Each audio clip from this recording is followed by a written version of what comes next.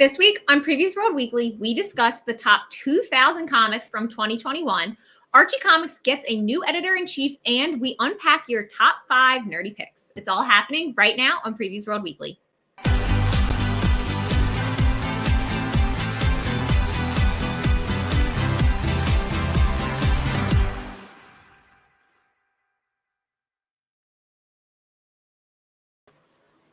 What's up, Previews World? It's Wednesday. It's New Comic Book Day, which means it's time for Previews World Weekly. I'm one of your hosts, Troy Jeffrey Allen. I'm your other host, Ashton Greenwood, aka the Duchess of Free Comic Book Day. Weekly reminder, May 7th at your local comic book shop. You can head over to freecomicbookday.com if you want to see the list of 46 titles to choose from. And if you're a Marvel person, Marvel's been dropping all kinds of cool details about their titles. So there's some exciting things coming up. And we're starting to get some exclusive interviews from our creators, so you can see that too and get all excited and tingly like me.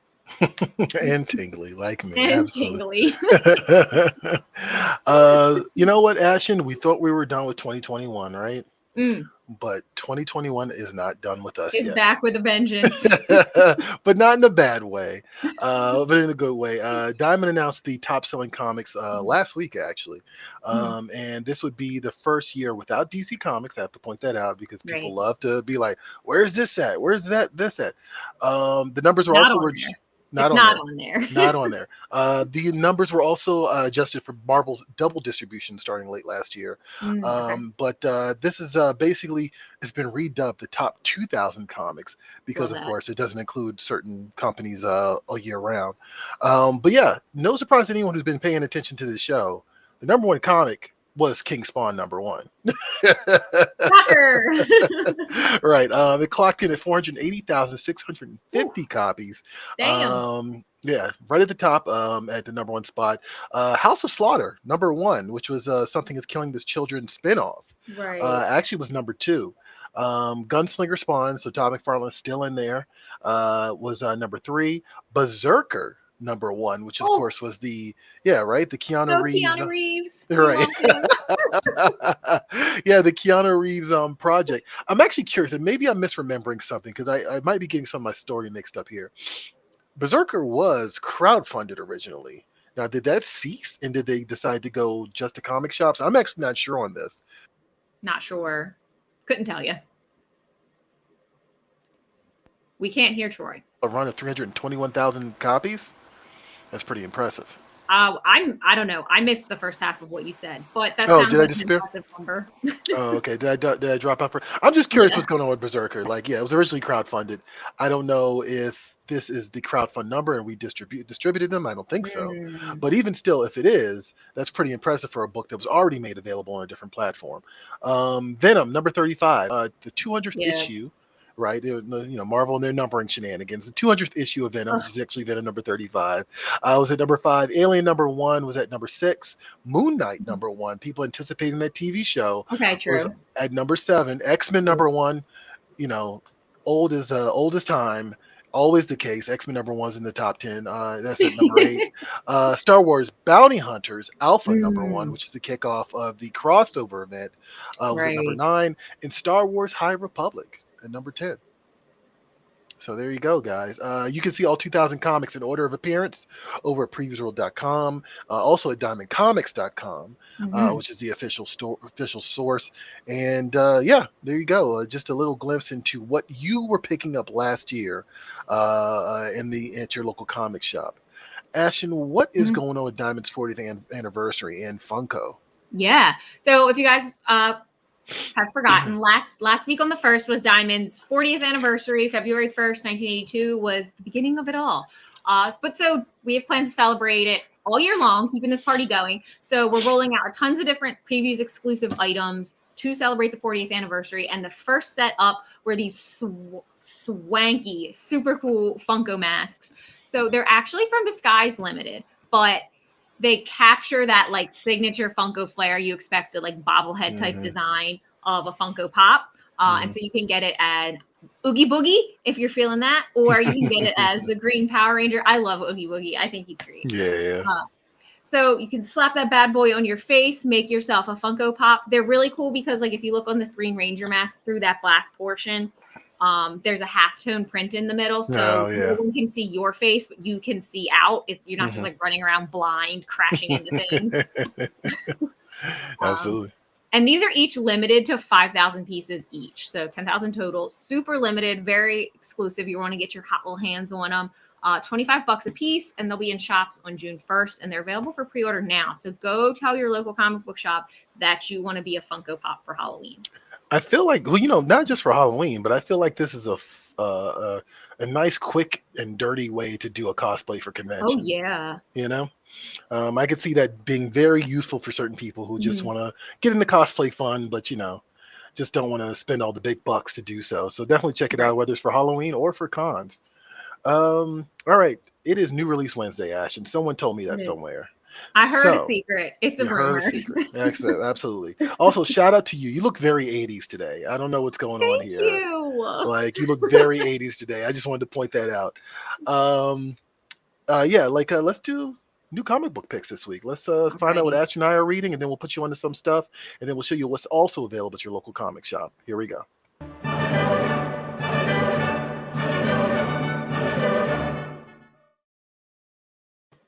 Hallelujah. All right, what are you picking up this week, guys? Let us know. Head to PREVIEWSworld.com/new releases and play along, but you don't have to wait that long. We're going to give you some picks this week. Ashton, what is your pick this week? Okay, my pick this week is Archie Love and Heartbreak Special #1 from Archie Comics. It is their Valentine's Day type deal. Valentine's Day is next week, so it's just in time for that. There's a ton of different creators that have a hand in making this book come together, but I want to give a particular shout out to Thomas Patilli because he did the cover art on this, and I love that cover art. It feels like kind of the halfway point between old school Archie and new school Archie, so I'm super into it. Also, it features Jughead, so I have to love it. I'm required. Absolutely.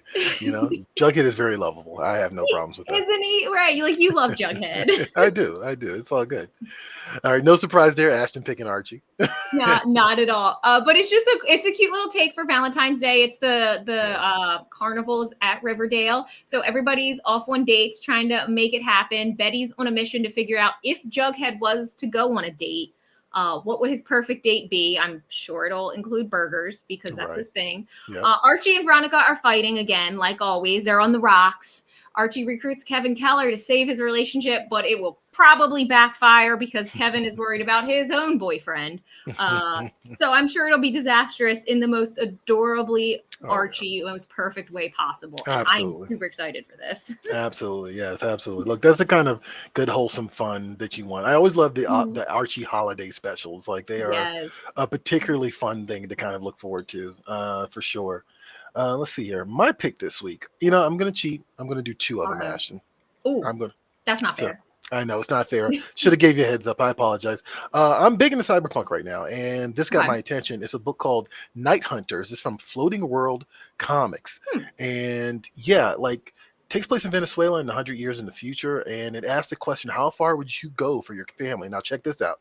These are your two options: be a cop or die. That's it. That's it. Those are your only two options. So it's this book is from Alexi Zirit. He's one of those guys that has that rugged street art style that I always gravitate towards, and I really want to see him play with cyberpunk. He's of course done sci-fi stuff in the past. That's kind of one of his wheelhouses. But yeah, he's from Venezuela, so I'm sure he's going to have fun with the terrain just visually. Dave Baker, the guy who wrote it, I'm less familiar with, but he did a book called F Off Squad. So, all right, nice. So I think we'll get along. But yeah, it just looks cool. Looks gnarly. I feel like that's the most appropriate word for this. Is gnarly. So yeah, there you go. Like I said, I'm going to cheat and do one more. All right, what else? I'm also just into characters who are losers. That has been a consistent thing. The characters that are they're just like characters that are at the bottom. When you first read the story. Like a nice rock bottom moment. Yeah, exactly. I love those stories. And that's what we have here. It's by Jenna Lynn Wright and Carl Slomensky. It's called Cult of Icarus, and it's from Scout Comics.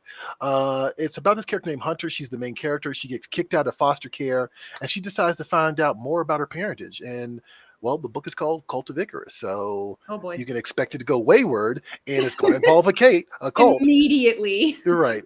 So expect that not to be simple or bloodless. And the book promises vampire assassins, whiskey, and punk rock. So Sold. sold. Yeah, this is again not a hard sell. But yeah, I'm curious about it, so I'm going to check that out. I feel like the last couple of weeks I've been picking a lot of Marvel books, so I was like, you know what? That's okay. Let's look in the other part of the book, the catalog this week. See what's out in the new release section. Let's mix it up some, and there you go. So if you want something a little bit crazy, I got you guys. There you go. Thank you. No, absolutely. So all right, let's do new collectibles with Natasha, right? So Natasha is going to show you what toys are available at your local comic shop, because your comic shop is not just home to comics, crazy, but also home to toys and apparel and much, much more. So check this out. Here's what's at comic shops this week. Hey everyone, Natasha here to give you a look inside the Previews toy chest. Let's find out what's available at comic shops for the week of February 9th, 2022.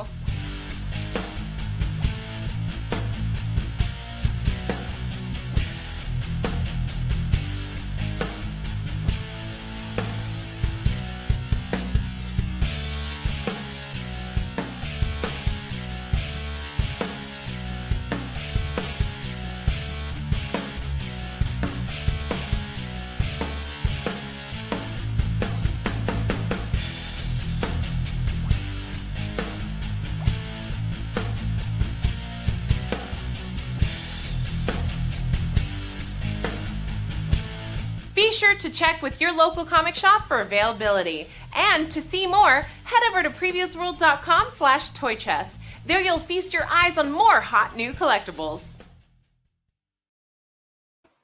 All right, and thanks, Natasha. And you can catch her every Tuesday on Previous World's YouTube, Facebook, Instagram, Twitter, and on Free Comic Book Days TikTok, where she gives you a rundown of the toys that are available this week at your local comic shop. And that's every single Tuesday, like clockwork. You know what? Where are we? Let's do news. Oh yeah.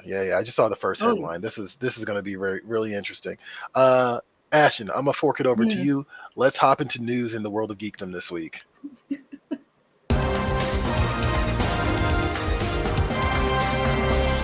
It's time for the news. All right. It's just going to keep getting better and better, guys. You know what? That gave me, like, I don't know why, but like big Quagmire vibes. See, I thought Matthew McConaughey, you thought Quagmire, but I think in the Venn diagram there's some kind of mutual, Yeah, there's an overlap for sure. There's an overlap. All right. What's in the news this week, Ashton? What's in the news this week is people don't know how to act right. I mean, hey. So there is a comic book theft afoot, you guys. The head of security at Florida State University Strozer Library has been charged with the theft of almost 5,000 comic books and pulp magazines. Todd Peak, the man in question, was arrested on February 4th, so last week, on charges of grand theft of over $100,000, dealing in stolen property and the sale of stolen property using the internet. He has, of course, been released on bail since. But to give a little bit of background here, last September, the FSU library reported that 4,996 comics had been stolen from their Robert M. Irving Jr. collection of magazines and comics. And that particular collection had items dated from 1920 to 1978. And so the owners of Wild Comics in Crawfordsville, Florida, kind of tipped off the cops because Todd Peak, the thief here, had sold some of these stolen comics to them, which seems like a bit of a rookie mistake. And then to top it off, he turns around and sells a lot more of them on Facebook, on the Facebook marketplace, saying he wanted to downsize his personal collection. All of that is an enormous red flag. So the cops were able to track him down that way and arrest him. And they've been able to recover 2,843 of the stolen items. So they're about at the halfway point, a little over the halfway point. So fingers crossed they can get the rest of that stuff back. Yeah. I got to say, here's the thing about trying to steal comics in particular, or just nerd items in like a very public fashion, right? you got to be aware of the fact that nerds pay attention to details. Oh, true. Yeah. And so you Yeah. can't just steal something and then try to flip it and not expect, like, I would say I would suspect a good majority of nerds, especially nerds in Florida, because I'm assuming he sold that Right. initial batch in Florida, weren't aware of the fact that FSU had been had their collection stolen. So yeah, you got to be smarter than that, man. Also, selling to a comic book shop is Oh, such yeah. a bad idea. Oh yeah, absolutely. Of course they knew what was up. Absolutely. So yeah, I mean, that's cool. We did report on this actually. I don't know if you remember. We reported on this back in September. We I want to did. say. Yeah. Okay, So I was putting my notes together and I was like, I feel like this sounds familiar, but I Mhm. couldn't quite place it. Okay. yeah, we definitely did. So look at that happy ending. You love to see it. In the end. Also, I want to say shout out to ICV too, because that image that they have at the top of their article, the two-legged rat, and it's just a bunch of gangsters shooting it out in what looks like a library, right? Yeah. Someone was thinking when they put that thumbnail together. I got to give them credit for that. Well done, ICB2. All right. The last days of Black Hammer, right? So we mentioned on the show, I think it was like 2 weeks ago, Mhm. that Jeff Lemire had gone exclusive with Image Comics. Yes. Right. Mhm. But we also noted that Black Hammer would stay at Dark Horse and that he would Mhm. continue to produce material for them. So here's proof, right? Follow the heroic exploits of Joe Weber, the original Black Hammer, in a new series from Jeff Lemire to be collected by Dark Horse Comics. So this is acting as a prequel to the events of the Black Hammer universe. The Last Days of Black Hammer is the official title, and it details the heroics of Joe Weber, the original hero known as Black Hammer, at the height of his power, along with the rest of the main Black Hammer heroes like Golden Gale, Abraham Slam, Barbalian. I always get that messed up. Barbalian, in the final days leading up to the cataclysmic battle with the cosmic villain Anti-God. The Last Days of Black Hammer is a 110-page graphic novel that will begin serialization already. It's already started on Jeff Lemire's exclusive Substack. And it will be completed and collected in physical printed books by Dark Horse once it's done. So this is actually kind of interesting because I just did an interview with Scott Snyder and Greg Capullo for We Have Demons, and that is also a digital first comic, but is ultimately going to print. And so I've noticed that this is kind of Dark Horse's new thing lately. Okay. Is that they're flipping these books into the physical format after the fact, which I think is kind of neat. Because I'll be honest with you, these artists, a lot of these artists, especially guys like Greg Capullo, you kind of want to see their stuff in book format. Like, it's cool on the screen, but you want to see it as large as you possibly can. So yeah, definitely keep an eye on that. The Last Days of Black Hammer will be coming to PREVIEWSworld.com and to Previews catalog in the near future. So keep an eye on Pullbox and at your local comic shop for pre-order information. Ashton, what else is going on in the news? More Archie. All right. Okay. All right, so Archie Comics has a new editor-in-chief. Mike Pellerito has been promoted to editor-in-chief at Archie Comics. He's been with the company for 22 years. Very impressive. And an interesting tidbit here is that because of the family-owned nature of Archie's business model, Mike Pellerito is only the fourth person to ever serve as their editor-in-chief. So they had John L. Goldwater, who was their co-founder, Richard Goldwater, and Victor Gorlick, who passed in 2020, serve as their previous editors-in-chief. And speaking of Victor Gorlick, this position had been vacant since his passing in 2020. Oh, wow. But, Pellerito was kind of serving in some capacity in this role because, things need to get done. The show must go on and all that. But so they've finally kind of filled him in this position in a permanent capacity. And so as their new editor-in-chief, he'll oversee the more classic Archie storylines and their all ages content. And Jamie Rotante, who is a senior director at Archie, will continue overseeing the main line of Archie Comics titles. And so in a quote following this announcement, Pellerito said, Archie's been one of those things you can kind of escape to and just enjoy a breather. That there was that feeling of normality that Archie could provide, that things are just going to get better at the end of this. So I'm excited for him. I think there's a lot of really good Archie content to come. Yeah, no, absolutely. Like, good guy. I've met him at, I think, a handful of times at New York Comic Con. And, actually, it's funny. He underlined our point earlier about the Archie holiday special. It really is just kind of like feel good material, Yeah. So, and the fact that he knows that and he's going to be the editor in chief, I think it's in good hands. That's not an issue at all. the new Fantastic Four. Here's another news item for you guys this week. For the kids who like me who grew up reading comics in the 90s, how many of you guys remember Fantastic Four 347? It was in 1991, and it was comic book legends Walter Simonson and Arthur Adams introducing an unforgettable iteration of Marvel's premier superhero team, the Fantastic Four. But they changed the roster, right? It's for two issues, but the team consisted of Wolverine, Spider-Man, Ghost Rider, and Hulk, who were kind of like their more popular characters at that time, to be honest. Okay. Yeah. And they were the new Fantastic Four. Though their time as the FF was brief, this unlikely group of heroes left a big impact. And now fans will get to return to this special moment in Marvel history and a new limited series kicking off this May. For me personally, it's written by Peter David. So I'm already on board. Okay. And features the Marvel Comics debut of artist Alan Robinson. New Fantastic Four will be set shortly after the events of the fan favorite group's first appearance. And it'll take readers back to the classic era with a brand new tale and in the same vein as hit titles like X-Men Legends, Maestro, and Silver Surfer Rebirth. So this is going to be a retro story, not a new story. So Wolverine's going to be Patch, like this is going to be Smart Hulk, it's going to be a nice Danny Ketch is going to be Ghost Rider. Like this is going to be an interesting collection of throwback characters. Check out Nick Bradshaw's artwork, which is always fantastic, and he's also definitely very adjacent to Art Adams in terms of style. And on that wraparound cover.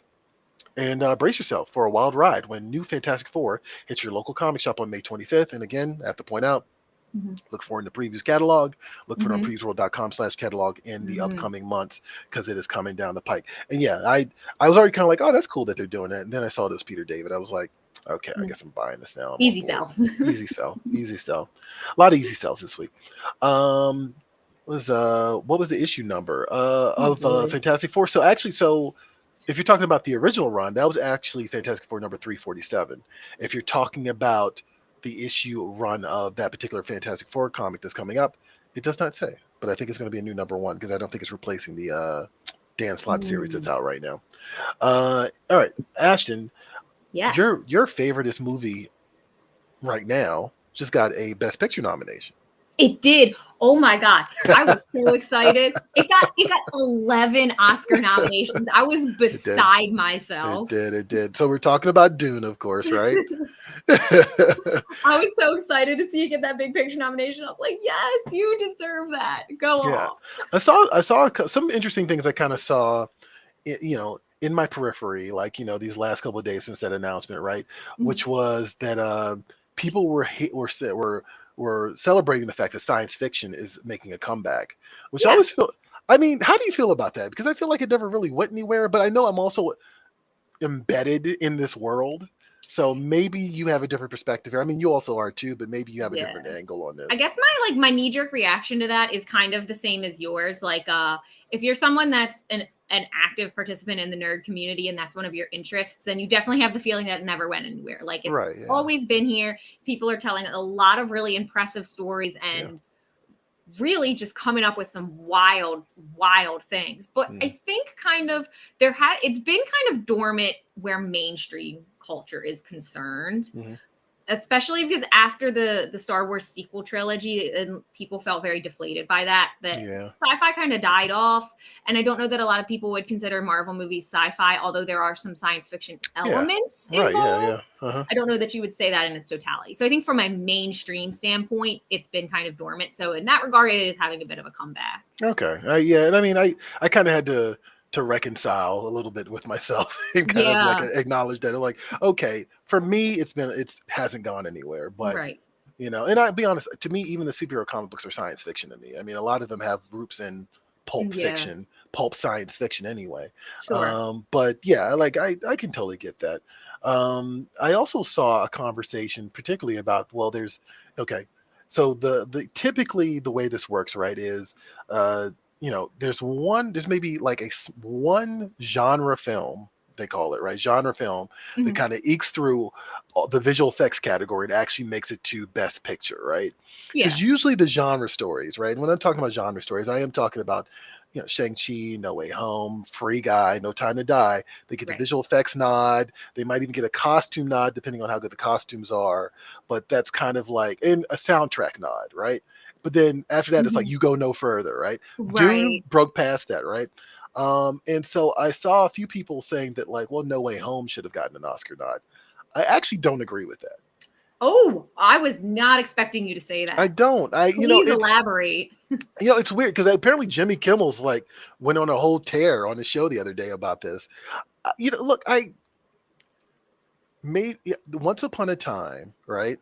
I Mhm. would have made that argument too, that like, okay, these genre films deserve to be recognized, right? And a lot of that has to do with the level of technical skill that goes into these things, right? Absolutely. I just found out the other day there's a scene in Return of the Jedi that was hand painted that I thought was an entire like set and cast. Oh my You God, know what I what? mean? So all right, yeah. So the level of technical skill that is involved in these movies Mhm. is impressive, and I don't want to take that away from these movies. But I'm kind of okay with the Oscars being kind of pretentious. I mean, I agree. I absolutely agree. Like, it is very Right. pretentious. And the other Mhm. thing you have to acknowledge, like, especially when it comes to Spider-Man, is they didn't get any of like the bigger categories, if you want to call them that. Mhm. But what they lack in having gotten nominated for, they've made up like tenfold in the money of that and Right. the Right. exposure. Yes, absolutely. And that was my second point. And I'm glad you brought that up. It's like they already won all the monies, guys. Right. Well, everybody's money. They had everyone's money. Everybody's money worldwide. People love it. And definitely, clearly, people are going to be talking about this movie from here on, to eternity. So it's just kind of like whatever. It's one of those things where, I used to have a different opinion about it, but now I'm kind of like whatever. And I also understand that the importance of, mind you, Dune is not a small film, right? Right. But the importance of recognizing the movies that aren't immediate audience favorites, you know what I mean? Mhm. But maybe potentially have something important to say, or maybe potentially just her doing something different and something fringe and something outside of the Mhm. mainstream. And do the Academy Awards always do that? No, but Right. I still think it's necessary. I was actually impressed by the fact that Don't Look Up got a nod for Best Picture, Yes. which I actually kind of would be rooting for that movie to get it at this I point. loved that movie. Yeah. I would be rooting for that movie to get it. And I was also doubly impressed because it's a Netflix movie, and just a few years ago, the Academy, Steven Spielberg in particular, took issue with movies that are released Oh, only on yeah, I do streaming remember that. versus in theaters. Now I think Netflix got around that by releasing these things limited times Mhm. in theaters. But yeah, I'm rooting for Don't Look Up. That's mine. Are you definitely Don't Look Up? Or are you still Dune? What are you thinking? I would love, love, love to see Dune win it, but Mm. if Don't Look Up won it, I wouldn't be upset at all. I think that's a great movie, and I think it's got a lot to say in a really not subtle fashion, which was Yeah. brilliant in my opinion. Right. Also, No, I absolutely. would like to take this opportunity to give a big "told you so" to everyone who disliked Hans Zimmer's Dune soundtrack. Oh, that's right. It got nominated for score. That's right. Yeah. Yeah. I mean, admittedly, and I'm not trying to knock it, Hans Zimmer's Dune soundtrack is a little pretentious, so it kind of fits. Okay. All right. Dave Brown saying Oscars are for my mom and dad. I mean, that's fair. I I'm mean, all right. I'm okay that's with that. okay, I'm a mom then because I love the Oscars. There you go. That's okay. Do they know if do you know if they are filming the Dune movies back to back? Yeah, they are, right? They're filming them back to back, right? Dune? Yeah.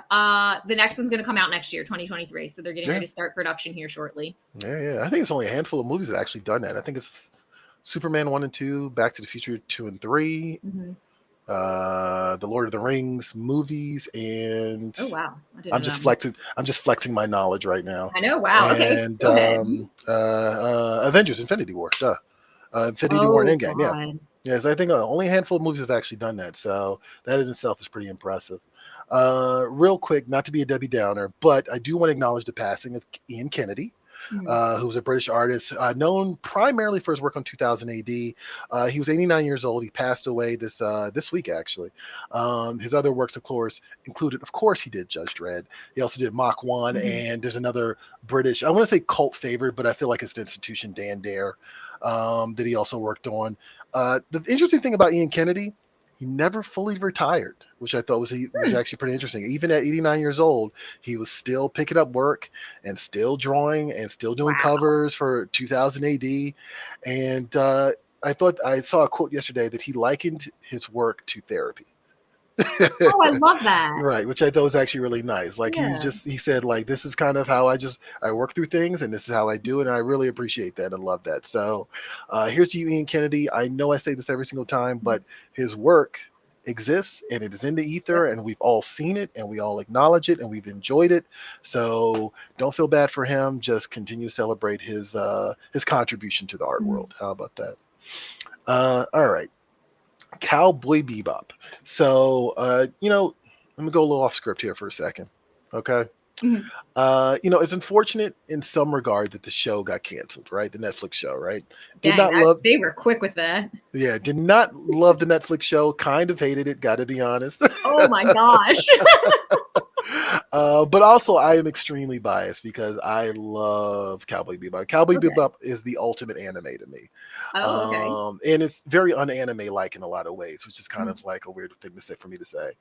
But look, licensing is a thing. Titan Comics had a series called Cowboy Bebop.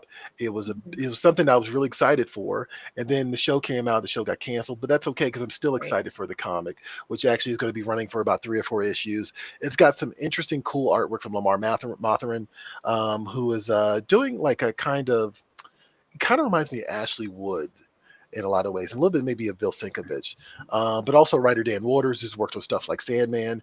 And so what we're going to do is we're going to show you guys a trailer for this, and when we come back, I'll tell you a little bit more about it. All right, check it out.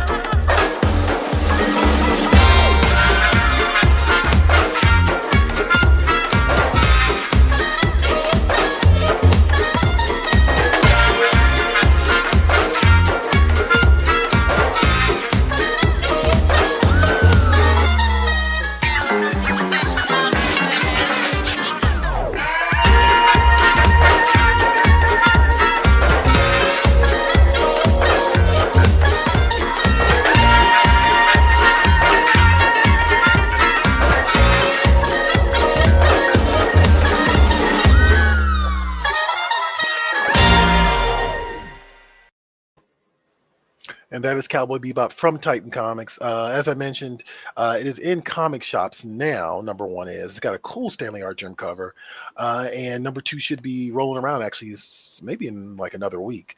There's a trade paperback that's going to be collecting all of them, and that's arriving in, I believe, May. Don't quote me on that. Go to PREVIEWSworld.com/catalog and check for yourself. But yeah, I just I think it's a neat little book. I think Lamar Mothrin, I did an interview with him on our website, PREVIEWSworld.com this week. He talked to me about the making of the book. He showed me some of his process, which I thought was actually pretty cool.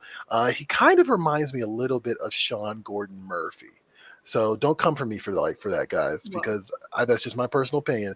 But his artwork style reminds me of Sean Gordon Murphy just a little bit. So yeah, check that out. It's a pretty cool book. It's got tons of style, which I think is the best way to honor anything Cowboy Bebop related, which is something I think that the TV show failed to do. Okay. So yeah, check it out. It's on the website right now, and then check out the comic shops available at your local comic shop. I'm sorry, check out the comics available at your local comic shop right now. All right, top 5 time. Ashton. I love this segment because it never fails to be weird. You're right, it gets weird every single time. Never disappoints. I'm gonna fork it over to you, Ashton. Let's do it. Top 5.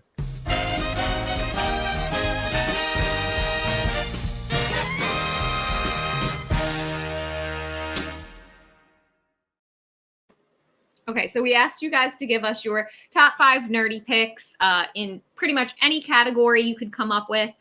Ideally, you would give us the category. Most of the time you don't, which I think is hilarious. So Troy, I'm going to challenge us to try and guess the categories where they've not been provided. Okay, all right. All right, so these are your top 5s. Andy says, since Valentine's Day is upon us, here are my top 5 best wedding issues. Okay. X-Men 30, The Brave and the Bold 197, Amazing Spider-Man Annual 21, Fantastic Four Annual 3, and Superman The Wedding Album. All right, cool. All right. Galen says, top 5 lesser known Star Wars characters that I can think of off the top of my head. I love that. Sorry. That's great. It's like they were going somewhere with it. They're like lesser known Star Wars characters that I just have in my brain. Right. I love that. 5 is Dengar. 4 is Chief Chirpa, underrated. 3 is Bossk. 2 is Salacious Crumb. And I don't even actually know who number 1 is. Cy Snoodles. Cy Snoodles. I Googling feel like that's it. a Clone Wars character. Johnny? All right. How do you not know Cy Snoodles? I might know him if I see him, but the name is actually not ringing a bell. I believe it's a her, but that's one of the singers in Jabba's palace. If you remember the original one that was really tall, legs, long lips. Looked like, it had the long lips on it. Okay, see, like I said, I know exactly who that is. I just didn't know she had a name, or I didn't know what her name was. Have you not learned from Star Wars merchandise that every character has a name and an action figure, no matter how much screen time they have? Actually, I'm gonna put that to the test because I've never seen a Sly Snoodles, right? Action figure. Snoodles. So I'm gonna go to ye old eBay. Oh, I can guarantee you there's one because I had it as a kid. So there's Jabba's palace. A Sly Snoodle figure? Yeah. Oh, figure. I thought you said shirt for some reason, and I was like, that'd be a weird shirt. I don't see a toy. Oh my goodness, seriously. I see Sarlacc Pit, Boba Fett, Tatooine. Micro Machines. Cy Snoodles action figure. They're here. The Return of the Jedi, the Cy Snoodles and the Rebo band, Max Rebo band, more specifically. Right there. Oh wow. Oh right my God, she has a microphone. Yes, she has a microphone. There you go. Okay, cool. Now, actually, Johnny, correct me if I'm wrong, because sometimes I get Star Wars does this thing with my brain where I forget if this is special edition, if this was originally in the special edition.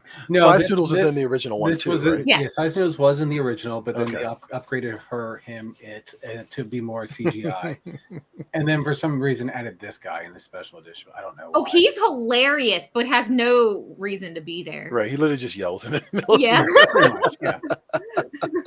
Anyway, moving on. Sorry. I would like to hijack this person's list and provide a very important honorable mention, which is Plo Koon. Oh, Plo Koon, Jedi Master. Yep. I love Plo Koon, and he is forgotten, and he shouldn't be. It's true. Didn't he get gunned down in the poppy field in Revenge of the Sith, or am I thinking of somebody else? No, because no. I don't know. Someone else gets gunned down in the poppy field. It's the girl with the Ahsoka. Yeah, that's Ayla Secura. Yeah, but there was one other Jedi with her, I thought.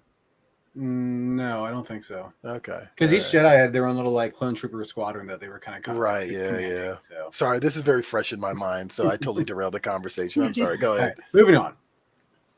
Becca says top 5 child-friendly vampires. Okay. Okay. All right. Count Chocula, very important. His name's Alfred. Hold on, time out. He has a first name? I went right over that. My brain didn't even see it. His name's Count Alfred Chocula. Wow. Alfred's such a bad name. This is a horrible name, but okay, I'm sorry. Continue. Vampirina. Funicula. Okay. All right. Count Dracula. Okay, from Hotel Transylvania. Gotcha. Oh, okay, gotcha. And the Count, of course. The Count is superior. He deserves to be number 1, I think. And I mean, and that's, and as I said that, it's like, yes, the Count should be at number 1. That actually makes a lot of sense. He earned that. 5 friendly vampires. This is crazy. I looked it up. They're Count Alfred Chocula. Wow. Why? What? Shout out to the person who filled up the name, who just decided to give him actual full name. I had no idea. Well, why did they give him a regular name when he has an irregular last name? Well, now I have to know if Blueberry has a full name. That's what I was about to say. Is like Frankenberry have a full name? Frankenberry. Nope. Just Frankenberry Blueberry looks like. Why did they do that? I mean, why not?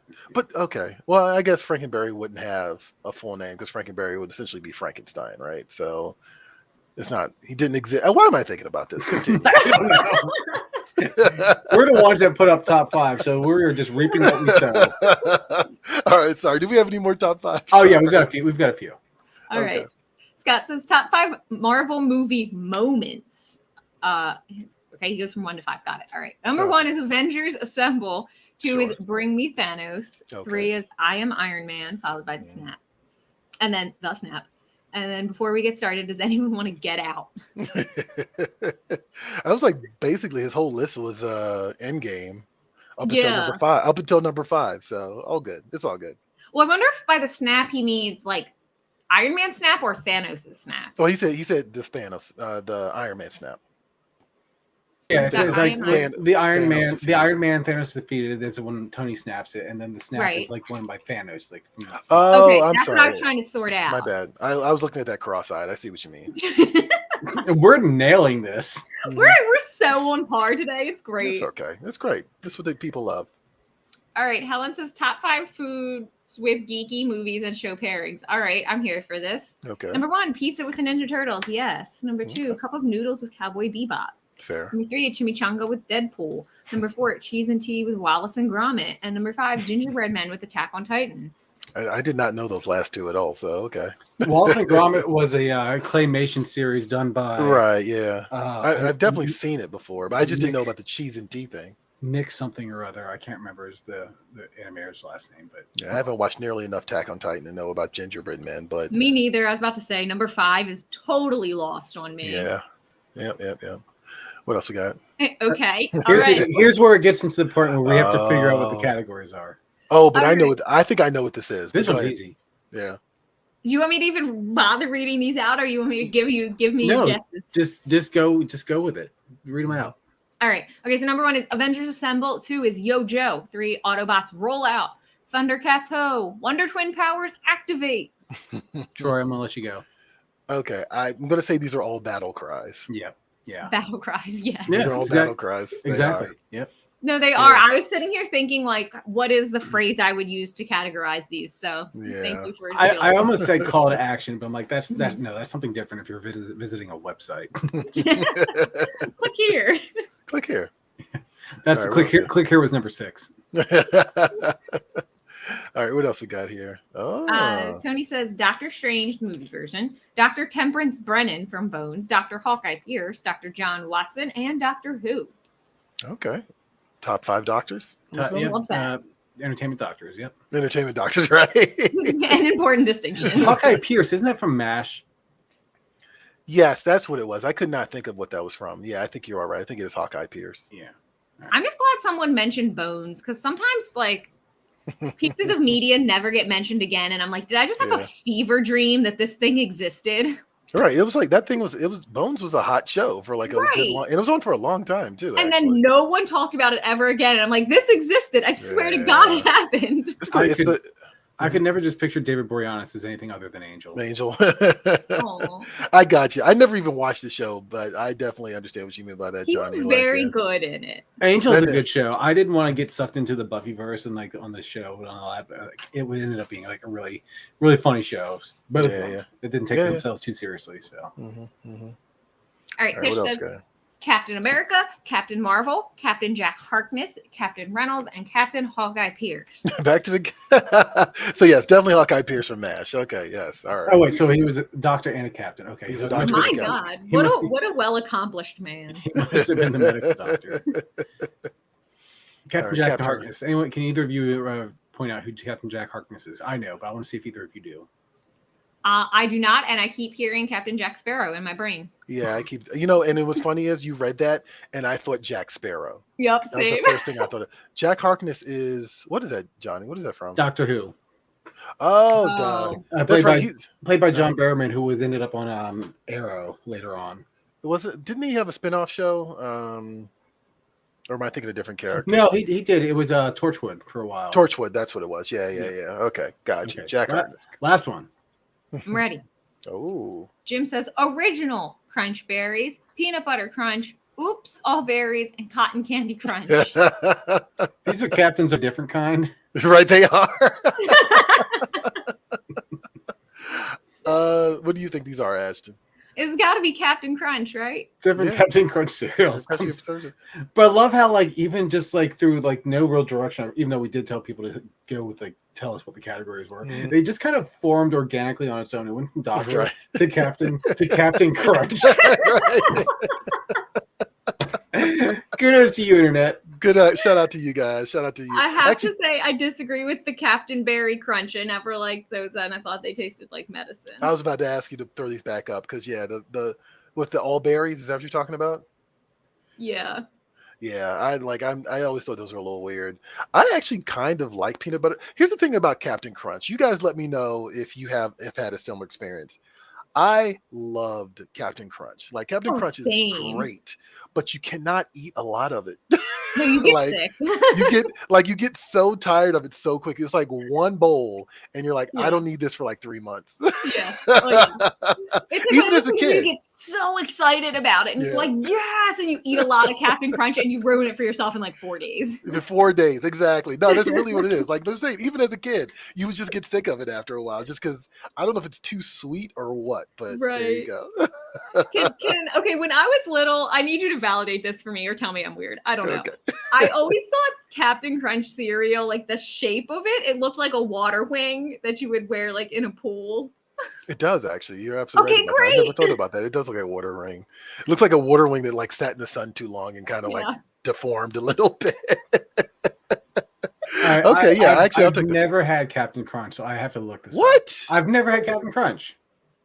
Oh, What? Okay, yeah, you're 100% right. Looking at that, yes. Yeah, it does definitely look like Yeah. water wings. Wait, Bulk Apothecary Captain Crunch, our version of fragrance. Who needs a fragrance oil of Captain Crunch? oh, Fragrance oil. Wow, the random stuff you'll find when clicking on the internet from blindly Freaking, and during a live show. You just actually unlocked a memory. Actually, I remember when Planet Hollywood was a thing. There was this dish that was, I guess, Bruce Willis's personal addition to the menu, which was like Captain Crunch chicken tenders. So they What? basically breaded chicken tenders with Captain Crunch. That actually sounds pretty good. I'm not gonna lie. It wasn't awful, but it was Okay. definitely something. As to our point earlier, a little bit of Captain Crunch goes a long way. Oh yeah, So that's yeah. also something an 8-year-old would definitely come up with. Yeah, I just thought that was really interesting. It was like chicken tenders, Captain Crunch. Actually, sorry, Ren Schultz. Greetings, sir. How are you, sir? What's going Hi, on? Ren. Welcome. I do want to point out just randomly, like there's a place down in Baltimore, just for the locals, that they has Captain Crunch French toast. Oh, actually, that could be kind of good. It's a Blue Moon Cafe in Baltimore, and like they're like really well known Oh, for it. Oh, okay. Blue Moon does that. Okay. All right. Yeah. You know what? I never got experimental with Blue Moon. I always kind of played it straight with Blue Moon. I probably should go back there and try something different next time. Yeah, thanks to the no one who's watching us here in Baltimore. Right, true. Is that everybody? Is that everything? The top five that's it. done? Yep. All right, cool. Do we want to give our top fives or should we just move on? I don't have a top five. Okay. I think we offered enough commentary on this Yeah, topic. right. All right, cool. As always, guys, thank you for participating. And you know what? Be sure to keep an eye out because we do this every single week on Free Comic Book Days social media. Well, Free Comic Book Days Facebook specifically, Right. and the Previews World Instagram. We ask you guys a question, and you fire it back at us, and we just talk about it on the show because it's fun and we like to share because we're nice like that. Although we may have something different coming up in a couple of weeks. Remember the green screen idea that we have, the Photoshop? Oh contest? yeah. Oh, I didn't. yeah, I yeah. just sat here quietly. I didn't know we were gonna say it. I'm gonna say it. I'm gonna drop a bomb right now. All right, do it. What we're thinking, and like we want people out there to Photoshop these two into like a comic book scene or a movie scene. So what I'm going to plan on doing is we're going to take some more pictures. We got some older pictures, but they're old and we need to update them. So we're going to take some pictures of the two of you in front of a green screen. We're going to put them on social media and have people like kind of Photoshop you into like all kinds of like weird random madness. Now, you know this could go south very quickly. I Right? was thinking. the I'm same thing. hoping it does. Golly. Okay, just letting you know. we might have to vet. We might have to vet which pictures you use. Oh, I definitely will. Yeah, but if I don't see something that has like both of you in a Captain Crunch hat, then we've just lost. Oh, okay. Captain Crunch. All right. Well, something to look forward to, guys, and please be kind. I'm gonna make sure that Johnny doesn't put out a green screen photo of me like in any compromising positions because God knows what the internet would do to innocent old Troy.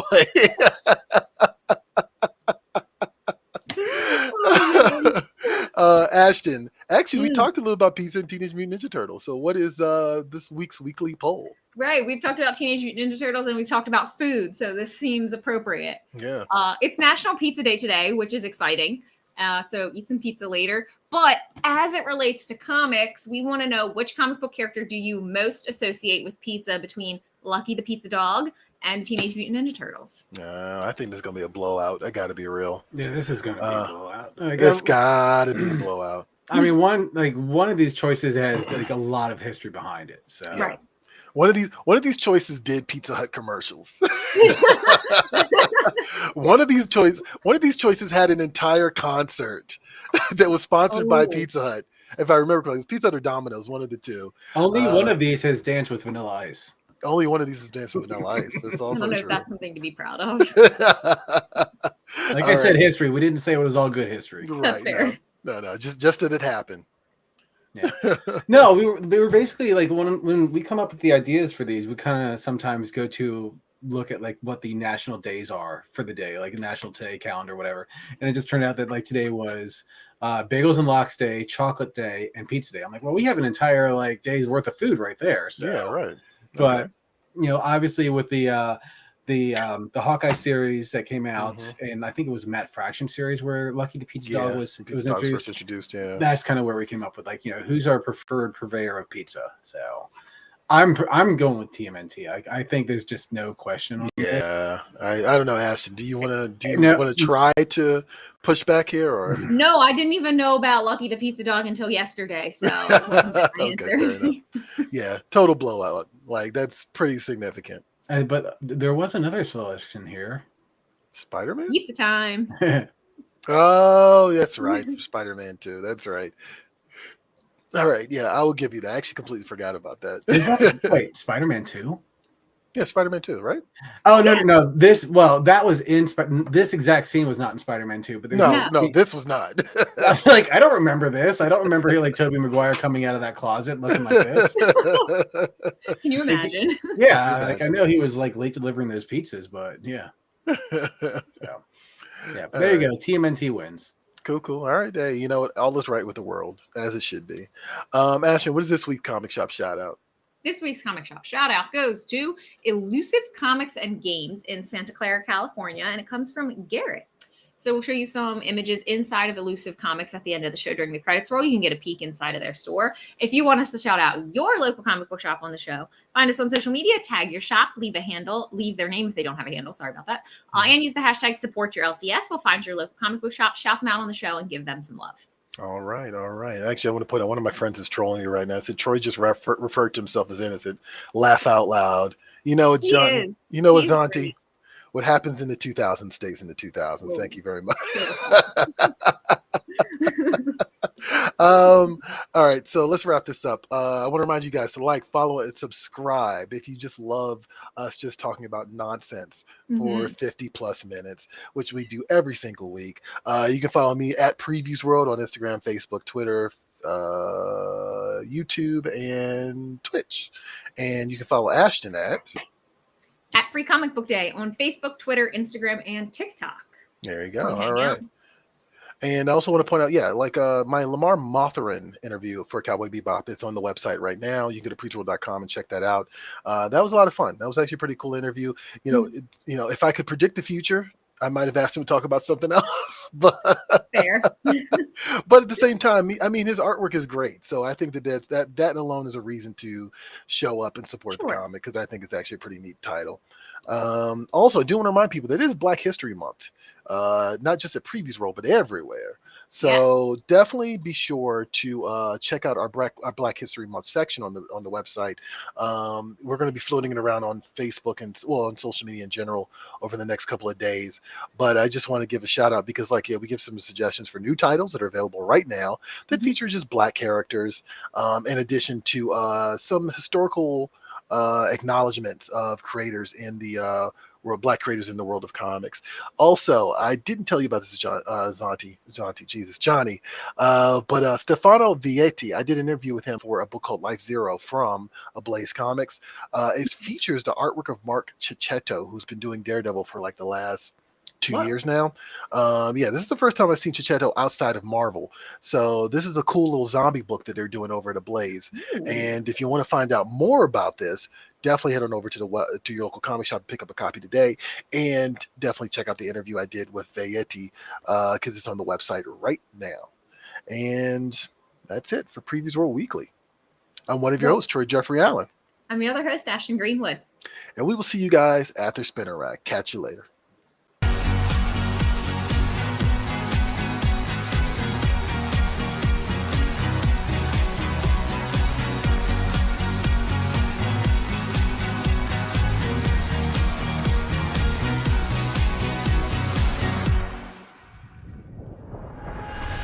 Don't forget that you can catch Previews World Weekly streaming live every Wednesday at 4 p.m. Eastern, 1 p.m. Pacific at Previews World on Facebook, YouTube, and Twitch.